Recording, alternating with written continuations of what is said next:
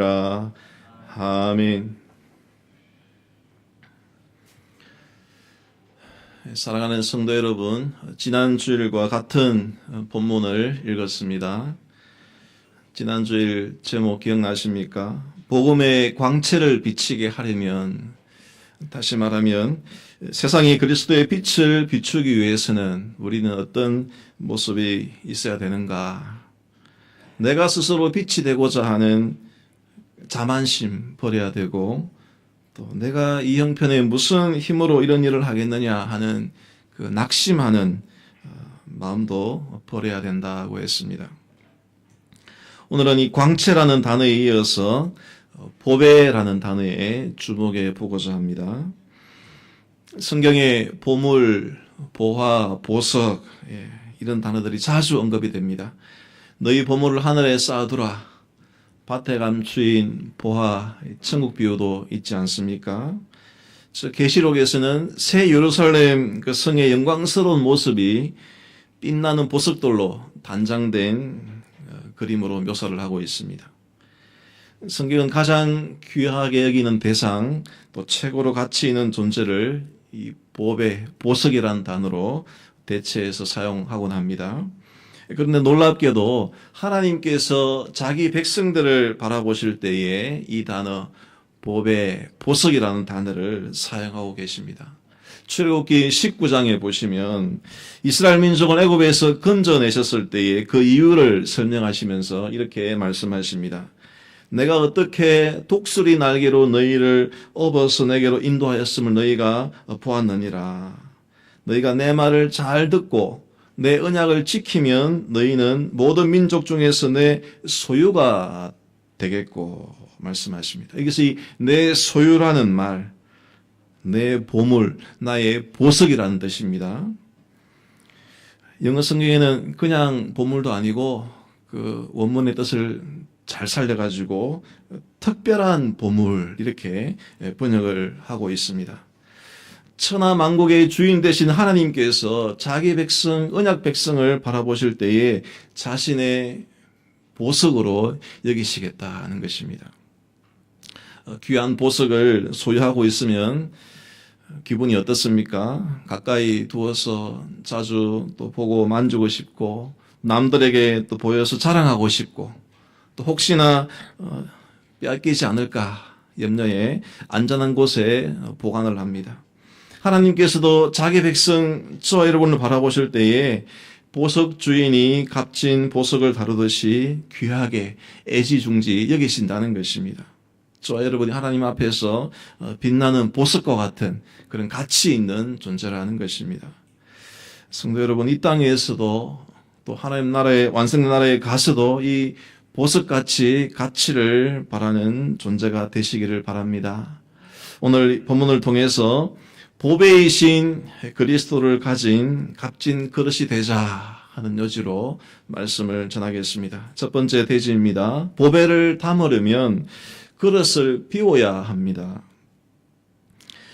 이 출애굽기 19장 보셨던 말씀처럼 우리가 하나님의 소유가 되고 하나님의 보물이 된다 하는 것은 참으로 가슴 벅찬 말씀이긴 한데 또 오해하기 쉬운 말씀이기도 합니다. 내가 얼마나 귀한 존재이면 하나님께서 나를 자신의 보석으로 삼겠다 하셨는가. 이 구약의 말씀만 보면 이런 식으로 자화자찬에 빠질 수가 있습니다.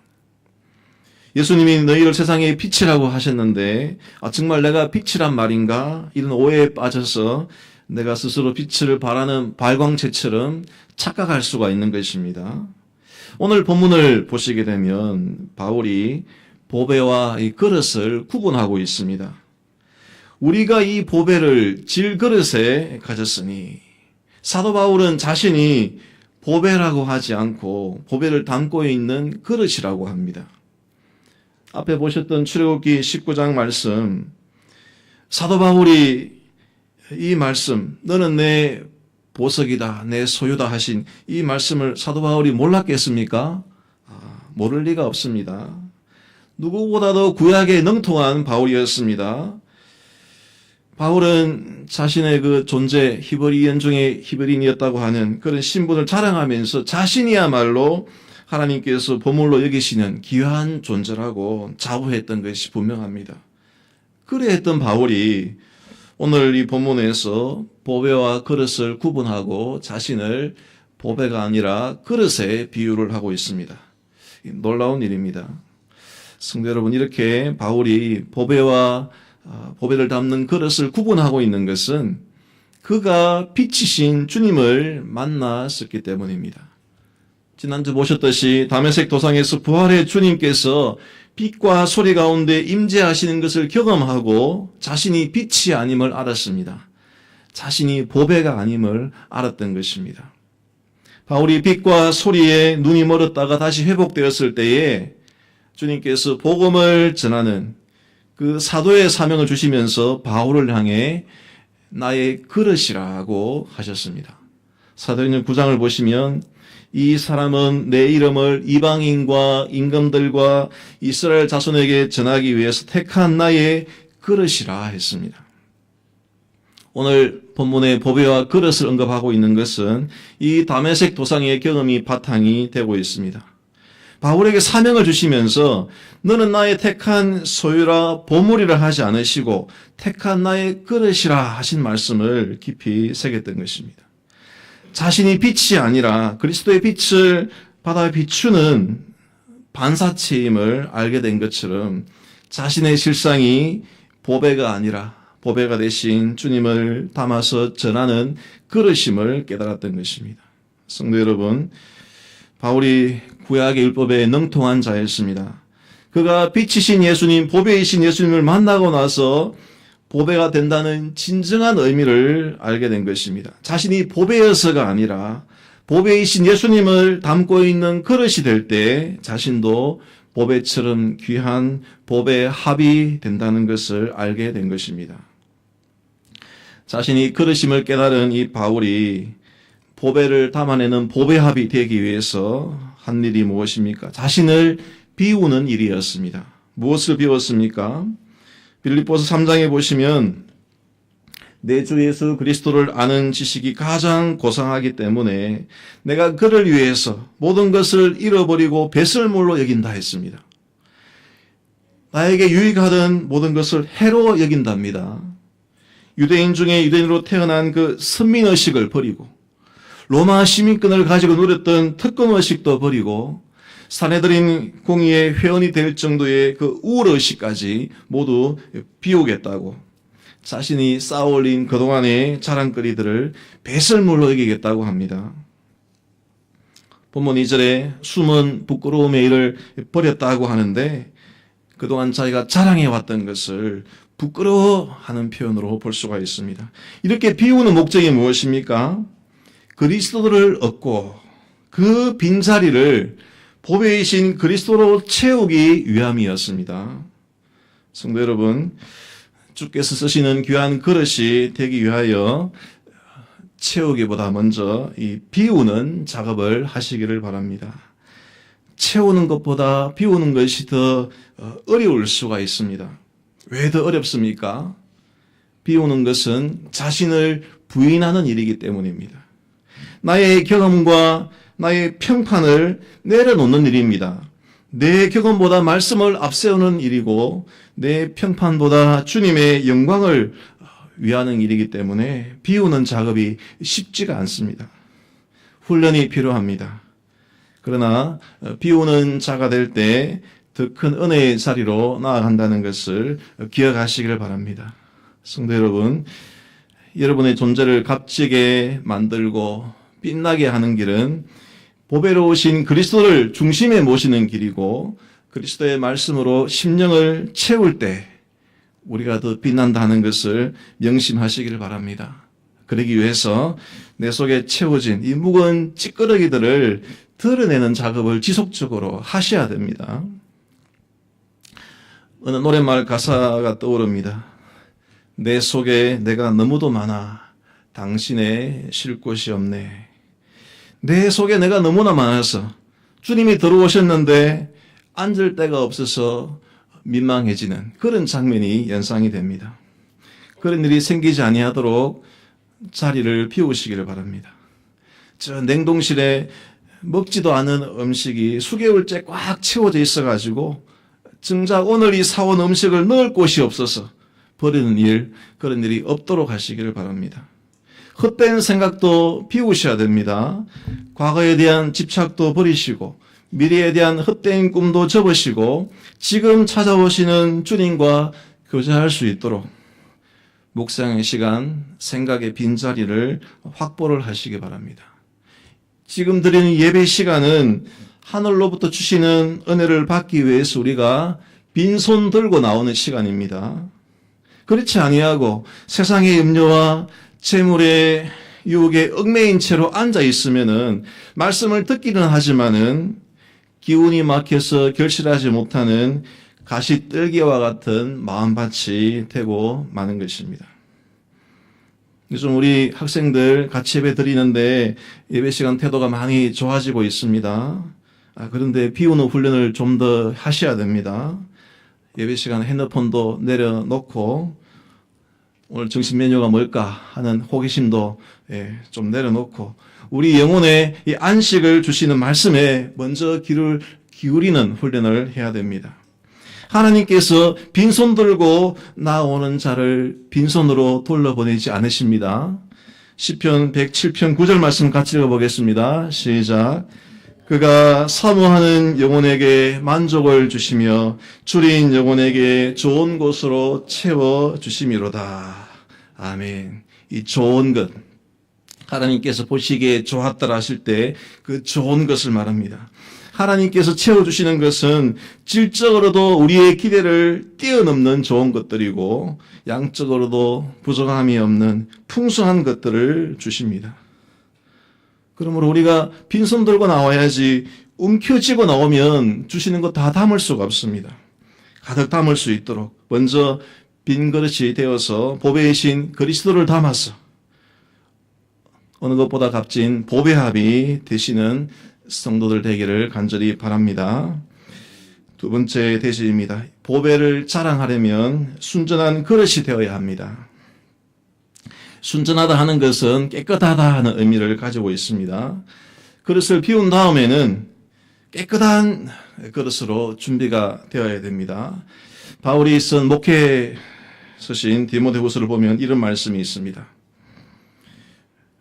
자기를 깨끗하게 하면 귀한 그릇이 되어서 거룩하고 주인의 쓰심에 합당하며 모든 선한 일에 준비함이 된다고 했습니다. 귀한 것을 담기 위해서 깨끗한 그릇이 되어야 한다는 말, 너무도 당연한 말씀입니다. 그런데 오늘 이 고린도서 본문에서는 도덕적으로 양심적으로 깨끗해야 된다 하는 이 의미보다는 말씀을 분별하는 태도, 순전한 말씀을 끌어내는 그 태도를, 듣는 태도를 가져야 된다 하는 의미에 더 가깝습니다. 2절에 보시면은 혼잡이란 말이 나오고 4절에 보시면은 혼미라는 말이 나옵니다. 하나님의 말씀을 혼잡하게 하지 아니하고 믿지 않는 자들의 마음을 혼미하게 한다. 이 혼잡하게 한다는 것은 진리의 말씀에 불순물이 섞이게 한다는 뜻이고 혼미하게 한다는 것은 판단력을 어둡게 한다는 뜻입니다. 혼잡하게 하고 혼미하게 한 결과가 무엇입니까? 복음의 광채가 비치지 못하게 함이라고 합니다. 성도 여러분, 지난주에 낙심에 대해서 언급했습니다. 바울이 낙심될 뻔했던 이유가 무엇이었습니까? 대적자들이 바울의 사도권을 공격하기 위해서 외적인 이유를 들어서 바울을 공격했습니다. 12제자에도 들지 못하는 바울, 너가 무슨 사도 행세를 하고 있느냐? 말이 시원치 못한 너 같은 자가 어떻게 설교를 하려고 하느냐? 육체에 가시가 있는 너가 기도의 능력을 얘기할 수 있느냐? 바울의 짧은 경력과 부족한 외모와 육신의 약함을 거론하면서 당신의 모습 어디에도 영광스러운 모습을 보이지 않는데 그런 모습으로 어찌 복음의 광채를 드러낼 수 있겠느냐? 오히려 복음을 가리고 있는 것이 아니냐? 바울을 비판했던 것입니다. 성도 여러분, 이 바울에 대한 비판이 정당합니까? 부당합니까? 약한 모습으로 복음을 전할 수 있겠느냐 하는 이런 문제 제기가 옳습니까? 틀립니까? 제 질문이 혼잡스러워서 대답하시기에 혼미스럽습니까? 성도 여러분, 지난주에 하나님은 우리의 약함을 통해서도, 약한 가운데서도, 어려운 형편 중에서도, 투병생을 하는 가운데서도 소망 가운데 거하는 모습을 통해 하나님께 영광을 드러낼 수 있다고 했습니다. 그 말씀에 얼마나 아멘으로 화답하셨습니까? 동의가 잘 되지 않은 분이 계셨으리라고 생각합니다. 왜 그렇습니까? 우리가 듣는 말씀이 예수 믿으면 복받고 성공하고 병도 고치고 잘 되기만 한다는 이런 가르침과 설교가 우리 주변에 너무도 쉽게 접할 수 있기 때문입니다. 물론 그런 일이 일어날 때가 있습니다. 사도 바울도 사도행전 19장에 보시면 사람들이 사도 바울의 몸에 있던 손수건만 가져다가 병든 자에게 얹었는데 나았다 하는 기록이 있습니다.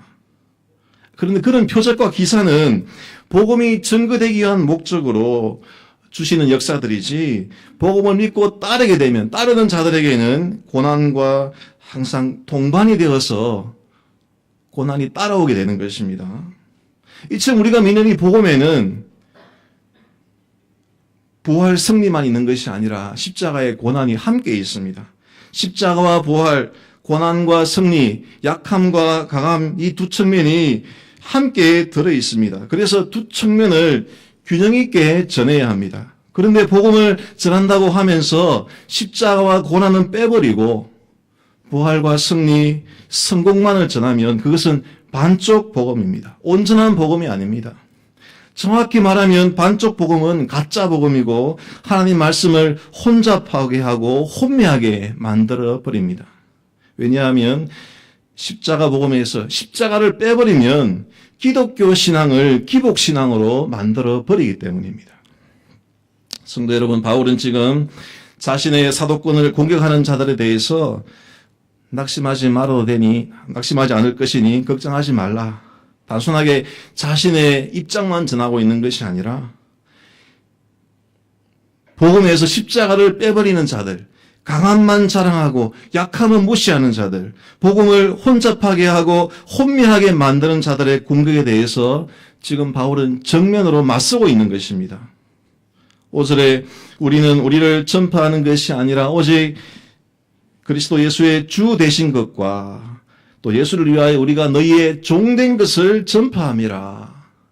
높아짐이 아니라 종된 것, 낮아짐, 약함, 성규의 모습으로 지금 자신이 복음을 전하고 있다는 것입니다.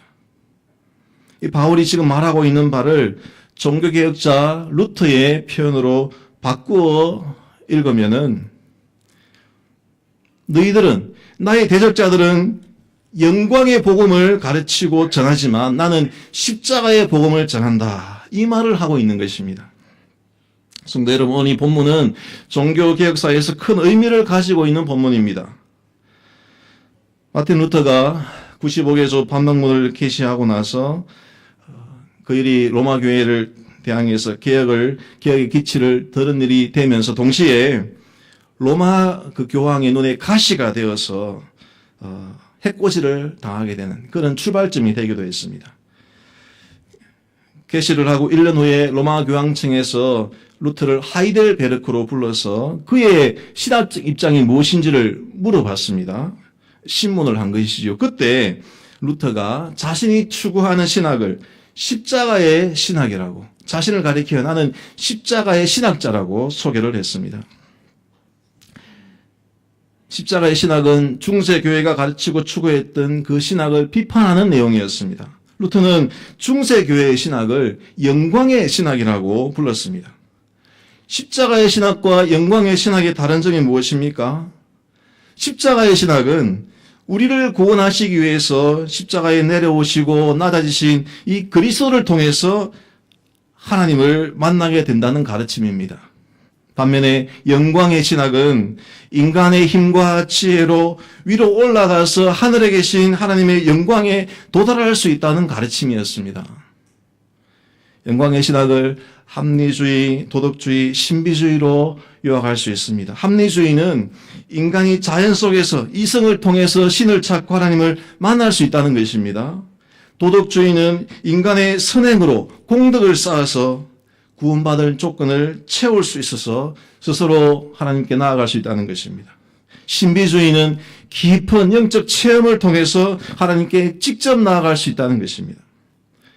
바벨탑을 쌓을 때 탑 꼭대기를 하늘에 닿게 해서 우리의 이름을 내자 외쳤던 바와 다름이 없겠습니다. 중세 유럽 교회가 교회 건물을 웅장하게 지으면서 교회 첨탑을 뾰족하게 세워서 마치 하늘에 닿는 것처럼 보이게 했던 건축에서도 이 영광의 신학이 잘 드러나고 있습니다.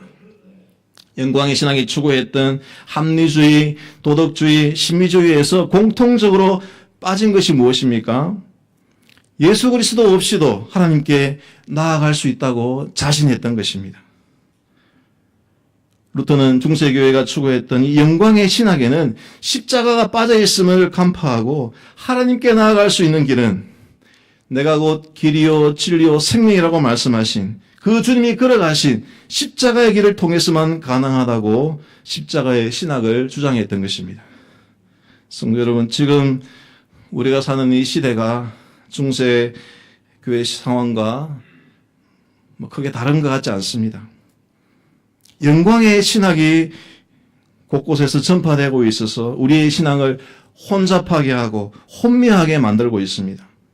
이때 이 순전한 복음이 무엇인지 바른 판단력을 구하시기를 바랍니다.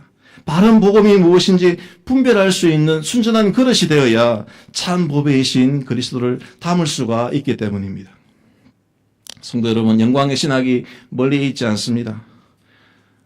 광화문에 몇 명이 모였느냐? 여의도에 몇 명이 모였는가? 교회가 숫자와 힘을 자랑하면 영광의 신학을 추구하는 것입니다. 자기 교회를 자랑할 때 규모와 크기를 삼는 것도 영광의 신학의 영향을 받는 것입니다. 우리 교회는 의사도 많고 변호사도 많고 유명한 연예인도 다니고 유명한 목사님이 설교하십니다. 여기 오시면은 인맥도 넓어지고 사업에도 도움이 될 겁니다. 이렇게 교회를 자랑한다면 그 교회는 영광의 신학에 푹 빠져 있는 것입니다. 반면에 우리 교회는 형편이 어려운 분들도 많고 몸이 불편한 분들도 많습니다. 유명하지 않은 목사님이 설교하시고 교회 건물도 없어서 학교 강의실에서 말씀을 듣습니다. 그러나 이 강단에서 십자가의 복음이 선포되고 교인들은 그것을 듣기를 기뻐하고 천국에 대한 소망은 확실한 교회입니다. 이런 자랑을 하는 교회가 십자가의 신학을 가진 교회라고 할 수가 있겠습니다. 저는 우리 교회 자랑할 때 부산에서 제일 주차장이 넓은 교회라고 자랑을 합니다.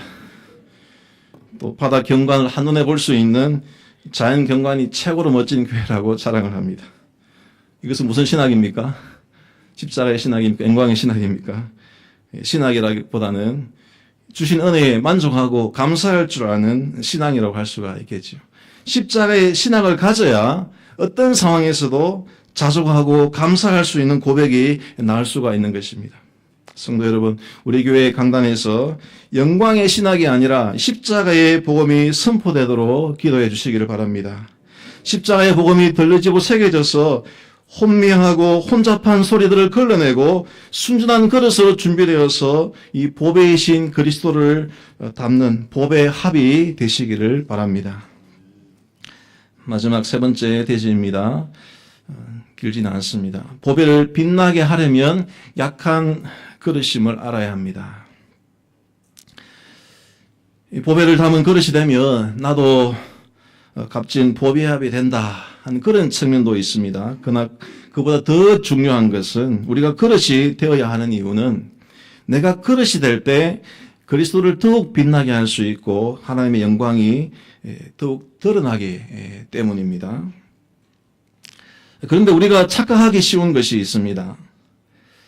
내가 빛이 아니다. 빛이 되려고 하지 않더라도 그리스도의 빛을 비치게 하려는 순전한 의도를 가지고 있다 하더라도 그것을 내 힘으로 할 수 있다는 그런 착각을 할 수가 있다는 것입니다. 예를 들어 설명을 드리겠습니다. 작년에 하반기 경건 모임 때 자세하게 살펴보았던 종교학자 쩌빙글리가 있습니다. 그분이 사실 루터보다 이 쩌빙글리가 더 우리와 가깝습니다. 예전적인 면이나 또 신앙 고백적인 면에서 우리와 더 가까운 분입니다.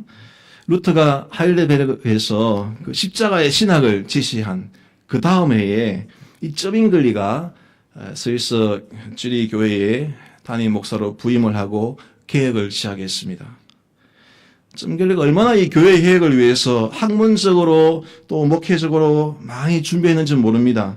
당시에 그 인문주의를 깊이 공부를 했고 성경의 원전을 해석하고 가르칠 수 있는 실력을 쌓았습니다. 루터보다 먼저 성경을 번역한 인물이 쩌빙글리입니다. 군목 생활을 하면서 당시 사회 문제를 비판하고 개혁하는 그런 경험도 축적했습니다. 그런 준비 과정을 통해서 스위스 찌리 교회에 스위스를 대표하는 교회에 부임을 한 셈인데 자신이 학문적으로나 경험적으로나 교회 개혁을 위한 적합한 그릇이라고 충분히 준비했다고 생각을 했습니다. 그래서 부임 첫날부터 첫 설교부터 라틴어가 아니라 독일어로 설교를 한 것을 보면 그러한 자신감과 포부를 알 수가 있습니다. 그런데 부임한 지 1년도 못 되어서 당시 유행하던 흑사병에 걸려서 죽을 고비를 겪었습니다. 얼마나 낙심이 되었겠습니까? 교회 개혁이라는 명분도 가지고 있었고 어려운 일에 쓰임 받기를 바랬는데 그렇게 많이 준비하였으면 큰 그릇으로 쓰임 받을 줄 알았는데 순식간에 죽게 되었으니까 그 자신이 얼마나 연약한 존재를 깨달았던 것입니다. 그때 그가 병상에서 그 투병 과정에서 시를 쓰고 나중에 노래로 만들게 되었는데 그것이 쩌빙글리의 역병가입니다. 역병가 가사 중에 이런 가사가 나옵니다. 나는 당신의 그릇입니다. 나를 사용하여 주시고 원하지 않으시면 나를 깨뜨려 주시옵소서. 그동안 자신의 힘으로 교회 개혁을 추진할 수 있다고 여겼었는데 자신의 학문적 지혜로 충분히 설득하고 개선해 나갈 수 있다고 생각했었는데 그 선한 일조차도 성경적인 바탕에 근거한 일이라도 하나님의 주권하에서만 가능하다는 것을 그가 깨달았던 것입니다. 그래서 하나님을 머리로만 잘 알았던 그 인문주의자에서 하나님 주권 사상을 몸소 경험하고 실천하는 진정한 개혁자로 거듭날 수가 있었던 것입니다. 오늘 7절 말씀에 그때 쩌빙글리의 고백과 경험이 담겨 있다고 볼 수 있습니다. 같이 읽어보시겠습니다. 시작. 우리가 이 보배를 질그릇에 가졌으니 이는 심히 큰 능력은 하나님께 있고 우리에게 있지 아니함을 알게 하려 함이라. 아멘. 자신은 토기장이신 하나님께서 빚으신 그릇에 불과할 뿐이고 어떻게 사용될지는 그분의 주권하에 달려있고 그분의 손 안에서 도구로 사용될 때 가장 크게 가장 값지게 쓰임받는 인생이라는 것을 그가 깨달았던 것입니다. 성도 여러분, 주의 일을 하고 교회를 위한 봉사와 선한 일을 할 때에도 내가 빛나는 것이 아니라 하나님의 영광의 빛이 드러나야 나도 빛날 수가 있습니다. 그러기 위해서 나는 금그릇도 아니고 은그릇도 아니고 언제라도 깨질 수 있는 질그릇임을 알아야 합니다. 오직 하나님의 손안에 쓰임받는 그릇이 되어서 주의 영광을 더 높이는 귀한 그릇으로 그리스도를 닮은 보배합으로 사용되는 복된 성도들 되시기를 간절히 바랍니다. 아멘. 화답의 찬송 564장 드리겠습니다.